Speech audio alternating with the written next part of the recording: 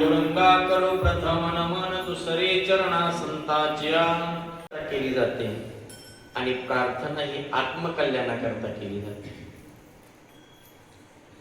कुणी विनंती करतो, कुणी प्रतिज्ञा करतो, कुणी प्रार्थना करतो.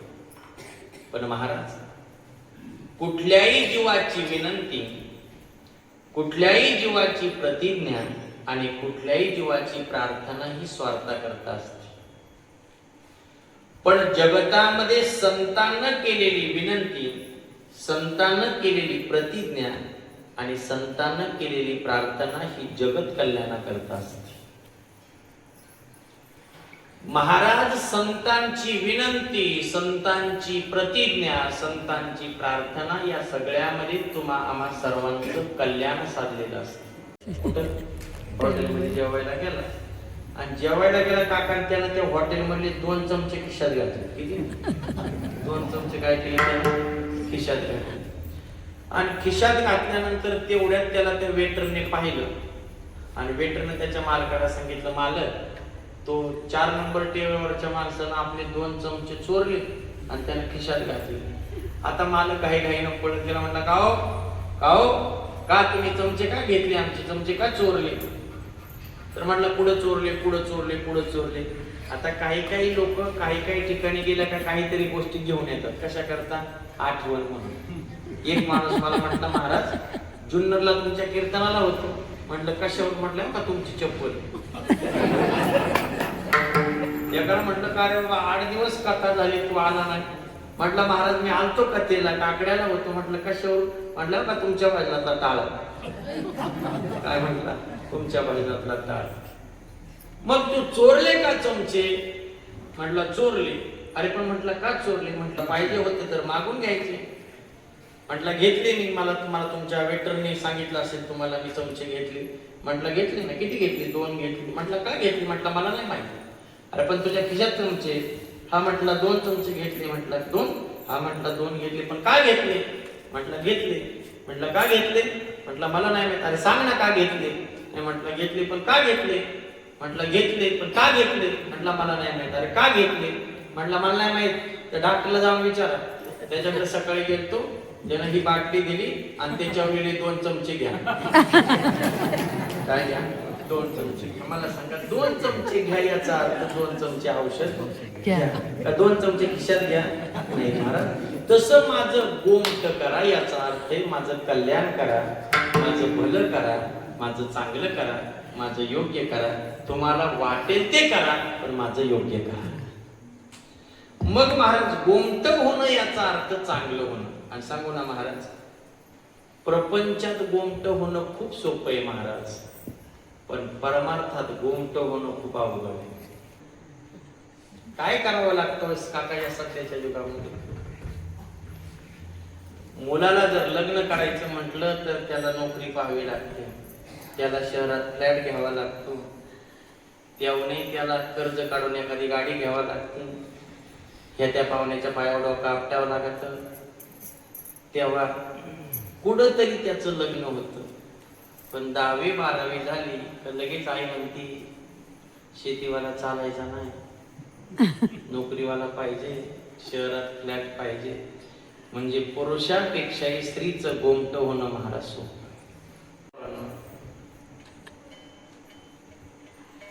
तू काय होणार?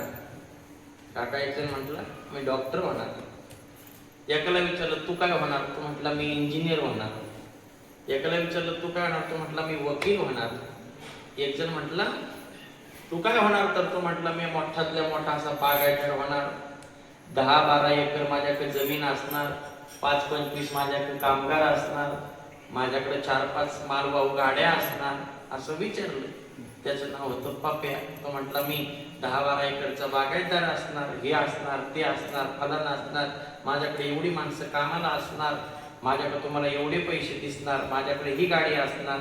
आणि पप्याला विचारलं, पप्याला खाली बसवलं आणि पप्पीला विचारलं तू काय होणार? ती म्हटली मी काहीच नाही, मी फक्त पप्पीची बायको होणार. सोपे गोमट होणार. आईनं चांगला मुलगा पाहून दिला, चांगलं गोमट झालं महाराज. कोणीतरी नातेवाईकांना चांगली मुलगी पाहून दिली, गोमट झालं महाराज. त्याहून एकाच वेळेस 2 लेकरं झाली. आधी गोमट झालं महाराज. सासऱ्यानं लग्नात 4 व्हीलर दिली, गोमट झालं महाराज.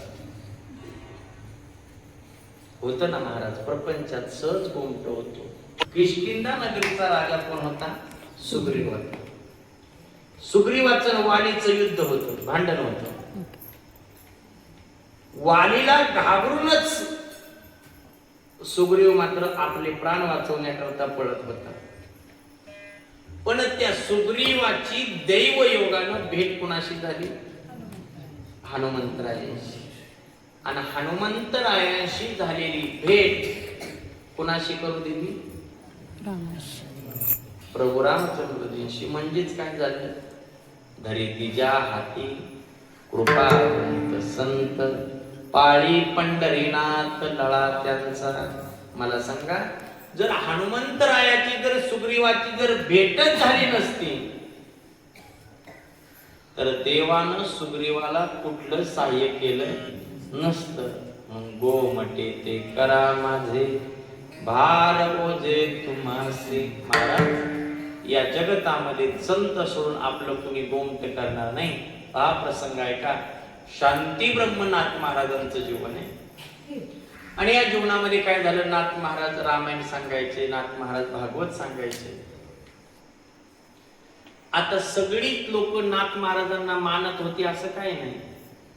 पण गंमत अशी, आपल्याला चांगलं तीच माणसं म्हणतात ज्यांच्या आपण उपयोगी पडतो ती, आणि आपल्याला वाईट तीच माणसं म्हणतात ज्यांच्या आपण फायद्याचे होत नाही ती. मग नाथांना सुद्धा काही लोक म्हणायची काय तो नाथ, काय तो नाथ. असं ते कृष्णदास लोळे नावाचा भवानी आईचा उपासक होता. आणि त्या उपासकाला भवानी आईनं स्वप्न दृष्टांत केला, तू सुद्धा रामायण लिही म्हणून. मग त्याला भवानी आईचा स्वप्न दृष्टांत झाला की तू टीकात्मक भाष्य कर. मग जी लोक नाथांना मानत नव्हती ती लोक कृष्णदासाच्या बरोबर राहायची. आणि त्या कृष्णदासाला म्हणायची, तुझ्यासारखं रामायण काय नाथांना जमत नाही. काय म्हणायची? तुझ्यासारखं रामायण काय नाथांना जमत नाही. मग ते एवढं हवेत राहायचं, एवढं हवेत राहायचं. आणि एक दिवस असा झाला महाराज का भवानी आई त्याला स्वप्न दृष्टांत झाला का उद्या तुला घेण्याकरता काळ येणार. कोण येणार? काळ. त्याच्यामुळे तुझं उर्वरित कार्य तू उरकून घे, उरकून घे असं सांगितलं. आणि मग त्याला अशी भीती वाटू लागली, मला उद्या घेण्याकरता काळ येणार आहे, माझं राहिलेलं टीकात्मक भाष्य अपुरं राहिले, नेमकं काय करावं.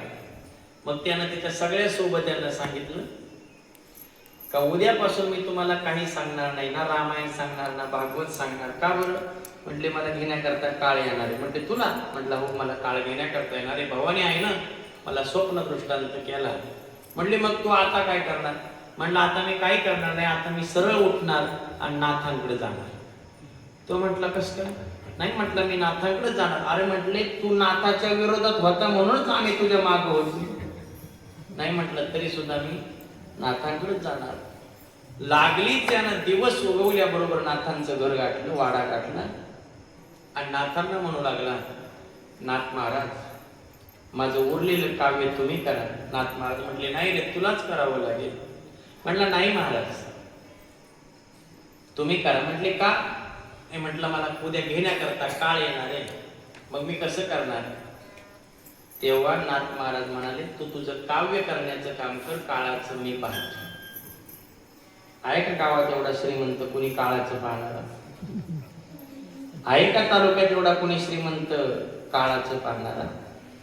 आहे का जिल्ह्यात एवढा कुणी श्रीमंत काळाचं पाहणारा?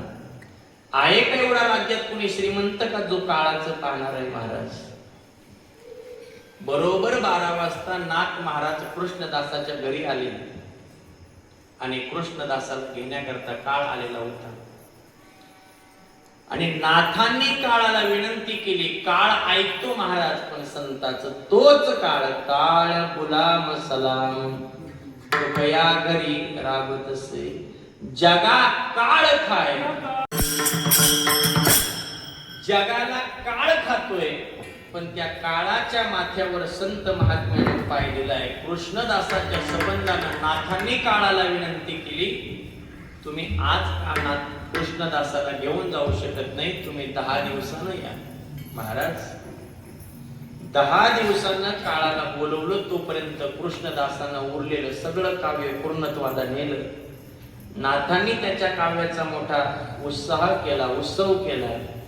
सगळ्या पैठणकरांना जीव घातलं, सगळे पैठणकर जेवून घरी गेले. आणि पुन्हा दुसऱ्या दिवशीचे 12 वाजले आणि कृष्णदासाला घेण्याकरता पुन्हा काळ आलाय. काळ कृष्णदासाला घेण्याकरताय आणि कृष्णदास मात्र नाथांच्या समोर आहे. नाथांच्या चरणावर साष्टांग प्रणिपात केला. नाथानं त्याला उठवून आपल्या हृदयाला आलिंगन दिलं आणि कृष्णदासानं नाथांना म्हणावं की तुमच्यामुळेच माझ्या जीवनाला पूर्णत्व प्राप्त झालं. काळाकडं पाहिलं तर काळाच्या संबंधानं पहिल्यांदा आले तेव्हा यमदूत आले होते, पण आता मात्र कृष्णदासाला घेण्याकरता विष्णुदूत आले होते. विष्णुदूत कृष्णदासाला घेऊन वैकुंठाला निघून गेले. महाराज असलेले यमदूत मात्र रिकाम्या हाताने माघारी पाठवले होते. हे सामर्थ्य फक्त संत महात्म्याचं होतं, म्हणून तुकोबाराय सांगतात, गोमटे ते करा माझे